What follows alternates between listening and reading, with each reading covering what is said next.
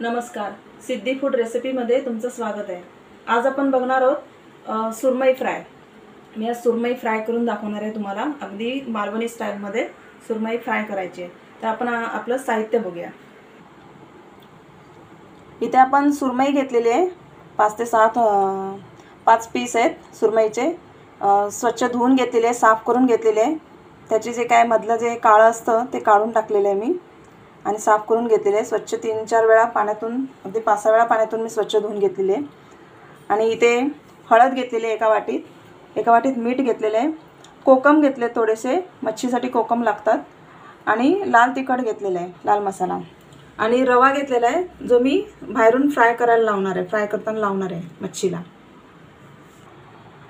आता प्रथम आपण सुरमईमध्ये सर्व मसाले घालून घेऊया आणि त्याला पूर्ण हे करून ठेवूया, मसाले लावून ठेवूया। आता मी इथे 1 चमच हळद घेते,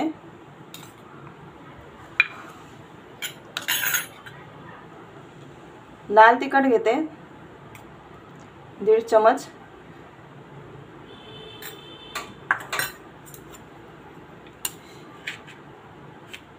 मीठ घालते, मच्छी असल्यामुळे मीठ त्याला जरा जास्त लागतं, 2 चमचे मीठ टाकते, आणि कोकम आहे ते कोकणामध्ये असे कोकम मिळतात, तर हे कोकम मी आता ह्याच्यामध्ये घालते।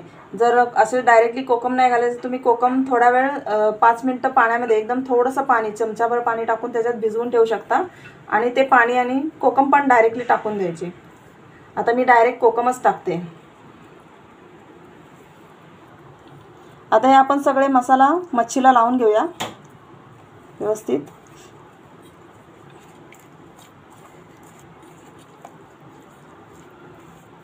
सुरमई मच्छी जरा एकदम नाजूक असते, सॉफ्ट, त्याच्यामुळे तिला हे करताना थोडंसं म्हणजे ते तुकडे पडण्याची शक्यता असते। कटिंग करताना पण मच्छीवाले थोडे पातळच पीस कटिंग करतात, त्याच्यामुळे पण ती खायला खूप चविष्ट असते, फ्राय केल्यावर एकदम मस्त लागते। आता हे मसाले सर्व पूर्ण सुरमईला लावून घेऊया आपण आधी हाताने।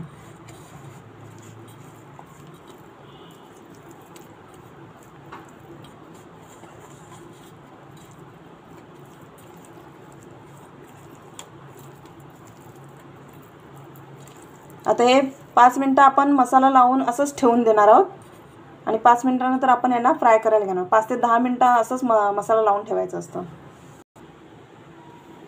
आता हे मच्छीला मसाला लावलेला 5-10 मिनिटं झालेली आहेत। आता आपण हिला फ्राय करायला घेऊया।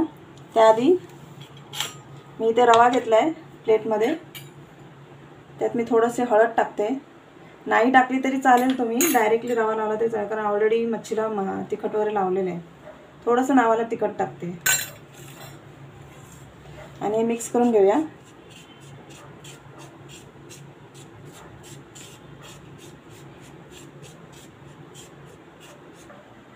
इथे आपण तवा गरम करायला ठेवलेला आहे गॅसवर। मी थोडंसं तेल टाकणार आहे तव्यावर आधीच।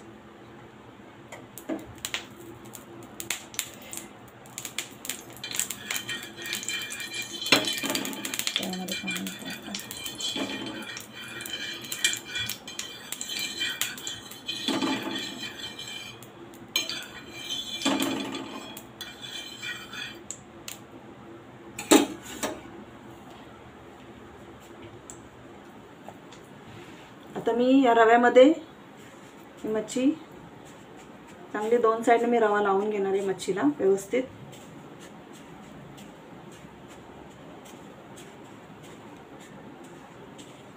व्यवस्थित लावून घ्यायचा, कुठे गॅप असेल तर त्यामध्ये पण व्यवस्थित रवा लावून घ्यायचा।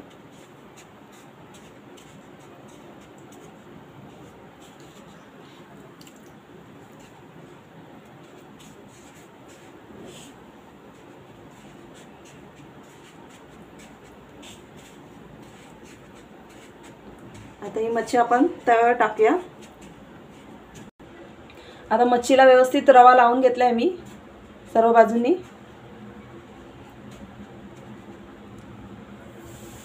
आता तव्यावर तिला घालूया।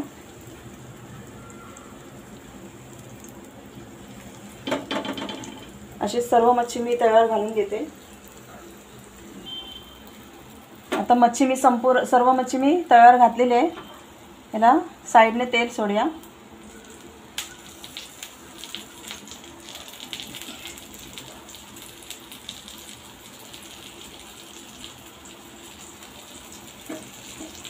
आणि बारीक गॅसवरच शक्यतो मच्छी फ्राय करायची आहे.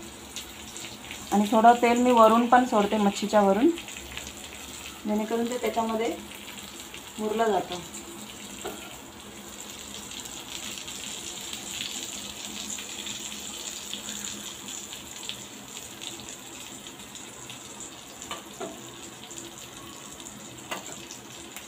झाकण वगैरे ठेवायची काही गरज नाही, ती फ्राय होणार आपोआप.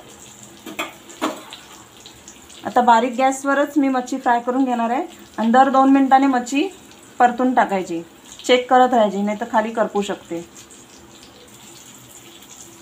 आता मच्छी इथे चांगली फ्राय होते. 2 मिनिटं झालेत. मी एक साईडने आता परतून घेणार आहे.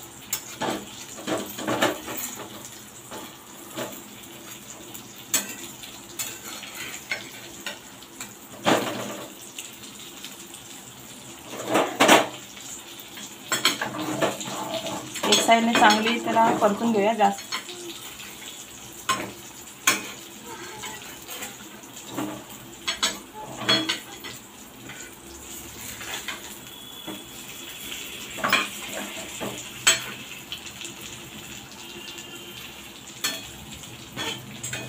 आता दुसऱ्या साईडने पण तिला चांगली शेकून घेऊया बारीक गॅसवरच. इथे पण मी थोडंसं तेल वरून टाकते, जास्त टाकत नाही मी तेल.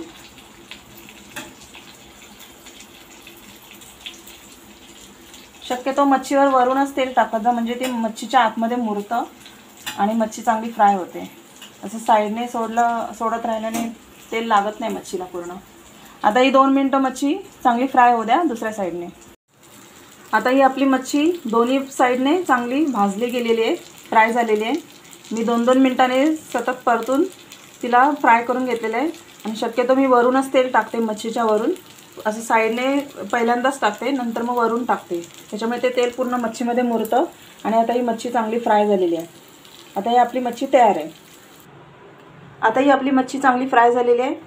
यावर जे मी कोकम घेतले होते ते पण मी फ्राय करून टाकलेले आहेत मच्छीला लावून, म्हणजे ते जरा ते कोकम पण तळले की जरा खायला चांगले लागतात. आपली आता मालवणी स्टाईल मच्छी फ्राय झालेली आहे. तर असेच व्हिडिओ माझे बघत राहा आणि माझ्या व्हिडिओंना सबस्क्राईब करा आणि बाजूला बेल आयकॉन आहे त्यावर क्लिक करा. थँक्यू.